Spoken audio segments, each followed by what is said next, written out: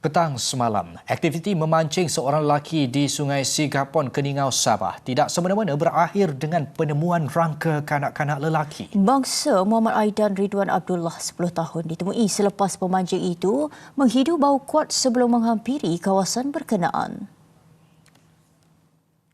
Ketua Polis Daerah Keningau, Superintenden Yampil Anak Karai berkata, rangka yang ditemui dipercayai milik kanak-kanak yang dilaporkan lemas sela-selalu di Sungai Pagalan Suk.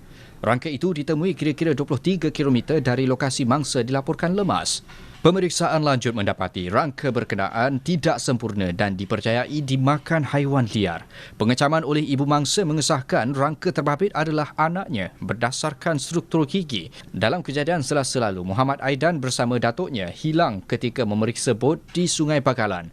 Warga emas itu ditemui lemas oleh penduduk kampung di Sungai Banjar Mempikit keesokannya, manakala cucunya dihanyutkan arus.